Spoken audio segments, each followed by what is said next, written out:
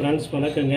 இந்திய அரசியலமைப்பு Indian polity DNC 2A 1 group 4 எல்லாத்துக்கும் பொதுவானதுங்க. அரசியல் நிர்ணய சபையின் முதல் சட்டம் கூட்டம் நடைபெற்றது எப்போதுன்னு கேட்டாங்க. இந்த 4 ஆக்ஷனில் கொடுத்துருக்காங்க. ஆக்ஷன் டி தான் சரியான பதில்.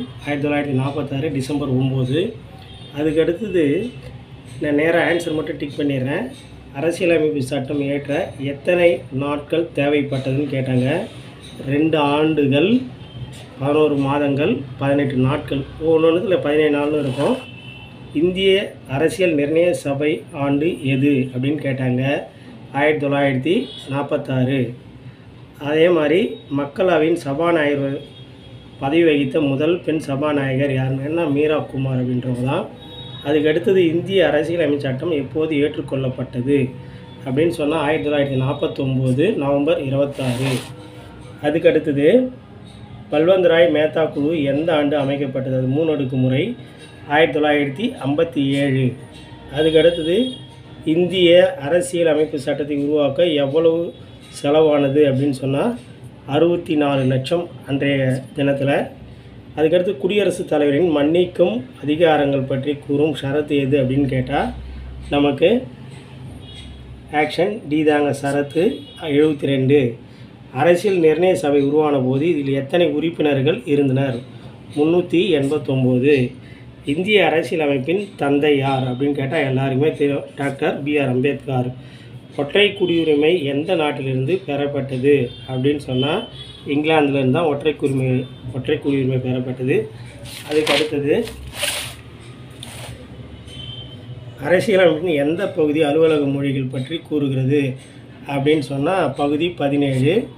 இந்தியாவின் பழமையான உள்ளாட்சி அமைப்பாக அமைக்கப்பட்ட நகரம் எதுனா நம்ம மெட்ராஸ் தான், சென்னை. இப்போ சென்னைன்னு சொல்கிறோம். சேவை சரக்கு வரிக்காக ஷரத்து எது அப்படின்னு கேட்டிருக்காங்க. ஷரத்து 279A தாங்க. ஏ ஆக்ஷன். நிதி நிர்வாகம் பற்றிய மதிப்பீடு குழு யாருடைய பரிந்துரையின்படி உருவாக்கப்பட்டது அப்படின்னு சொன்னால் ஜான் மத்தாப். ஒரு மசோதாவை பண மசோதாவாக இல்லையா என முடிவு செய்யும் அதிகாரம் பெற்றவர் யாருன்னு கேட்டால் மக்களவை சபாநாயகர் தான். C answer. இந்திய அரசியலமைப்பின் திறவுகோல் அப்படின்னு சொன்னால் எல்லாருமே தெரியும், முகவுரை தான். பி. அதுக்கடுத்தது இந்திய அரசியலமைப்பு சட்டம் எப்போது ஏற்றுக்கொள்ளப்பட்டது அப்படின்னு சொன்னால் 1949 நவம்பர் 26. நுகர்வோர் பாதுகாப்பு சட்டம் கொண்டு வந்த ஆண்டு அப்படின்னு கேட்டாங்கன்னா 1986 தான். உலகில் நோட்டாவை அறிமுகப்படுத்தியதில் டேஷாவது நாடு இந்தியா அப்படின்னு கேட்டால் 14வது. ஆக்ஷன் ஏ தான். அடுத்தது மாநில தலைமை வழக்கறிஞர் கூறும் ஷரத்து அப்படின்னு கேட்டால் ஆக்ஷன் பி தான். ஷரத்து 165. ஆளுநர் அவசர சட்டங்களை பிறப்பதற்கான ஷரத்து யாதுன்னு கேட்டாங்கன்னா ஷரத்து 213. Action B. சுதந்திரத்துக்கு பிறகு இந்தியாவில் முதல் பொது தேர்தல் நடைபெற்ற ஆண்டு எதுன்னு கேட்டால் 1952. ஆக்ஷன் சியில் இருக்குங்க. அதுக்கடுத்தது எந்த அரசியலமைப்பு சட்டத்தின்படி முகவுரை திருத்தப்பட்டுள்ளதுன்னா 42. ஆக்ஷன் ஏ ஷரத்து. தேசிய மனித உரிமை ஆணையம் நிறுவப்பட்ட ஆண்டு எது அப்படின்னு கேட்டாங்கன்னா 1993 அக்டோபர் 12. சொத்துரிமை பற்றிய ஷரத்து எதுன்னு கேட்டிருக்காங்க. ஷரத்து 300A. Action B. 86வது சட்ட திருத்தம் 2002 படி பிரிவு 45 திருத்தப்பட்டு எங்கு சேர்க்கப்பட்டது அப்படின்னு கேட்டாங்க. பிரிவு 21A. அடுத்தது அரசியலமைப்பு நிர்ணய சபையின் கூட்டத்தொடர் எத்தனை அமர்வுகளாக நடைபெற்றதுனா 11. ஆக்ஷன் சி தான். அதுக்கு அடுத்தது எந்த சட்ட திருத்தத்தின்படி மாநில பட்டியலில் இருந்து பொது போட்டியலுக்கு 5 துறைகள் மாற்றம் செய்யப்பட்டது? ஆக்ஷன் ஏவாக கேட்டிருக்காங்க. அதுக்கடுத்து பாருங்கள், ஆக்ஷன் பி கொடுத்த ஆக்ஷன் சொன்னால் 42வது. ஆக்ஷன் டி தான். சட்ட திருத்தம் 1976. மாநிலங்களின் தீர்மானம் அல்லது கேள்வியை அனுமதியை முடிவு செய்வது யார் அப்படின்னு கேட்டால் சபாநாயகராக குடியரசுனா சி. ஆக்ஷன் சி துணை குடியரசுத் தலைவர். அதுக்கடுத்து எந்த மாநிலத்தில் முதன் முறையாக குடியரசுத் தலைவர் ஆட்சி நடைமுறைக்கு வந்தப்பட்டனா பஞ்சாப் தாங்க. ஆக்ஷன் ஏ. அரசியலமைப்பு நிர்ணய சபை தற்காலிக தலைவர் யாருன்னு கேட்டாங்கன்னா சச்சிதானந்த சிங்கான்றது பி. சிறார் நீதி சட்ட இயற்றிய ஆண்டு எதுன்னு கேட்டாங்கன்னா சின்ன பசங்க. ஆக்ஷன் ஏ 2000.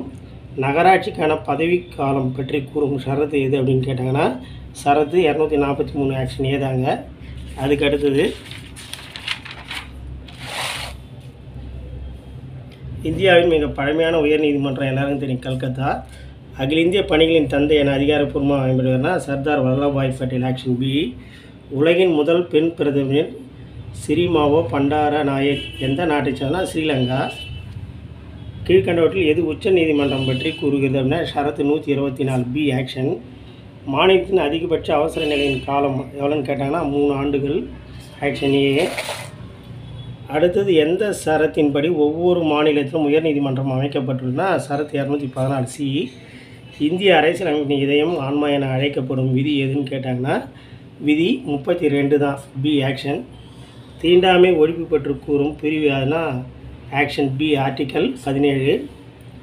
ஜெர்மனி நாடாளுமன்றத்தின் பெயர் என்னென்னா ஆக்ஷன் டி. பெந்தேஸ்டாக். மனிதன் ஒரு அரசியல் மிருகம் என கூறியவர் யாருன்னு கேட்டாங்கன்னா அரிஸ்டாட்டில்.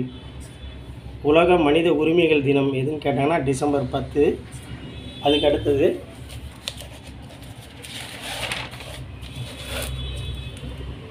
தேசிய வாக்காளர் தினம் எதுன்னு கேட்டாங்கன்னா ஜனவரி 25. ஏ. ஆக்ஷன். தகவல் அறியும் உரிமை சட்டத்தின் மீது தகவலை பெறுவதற்கான கால வரம்பு 30 நாட்கள். Action C. இந்திய அரசியலமைப்பின் புதுமையான சிறப்பம்சம் என டாக்டர் அம்பேத்கர் கூறுவது எதுன்னு கேட்டாங்கன்னா அதாவது அரசு. ஆக்ஷன் டி. அரசு நெறிமுறையுறுத்தும் கோட்பாடுகள். இந்திய தேர்தல் ஆணையம் சுதந்திரமானது. Action C. அடுத்தது நாட்டின் முக்கிய செய்தி தொடர்பாளர் பிரதமராக குடியரசுத் தலைவர்னா தான் பிரதமர் தான்.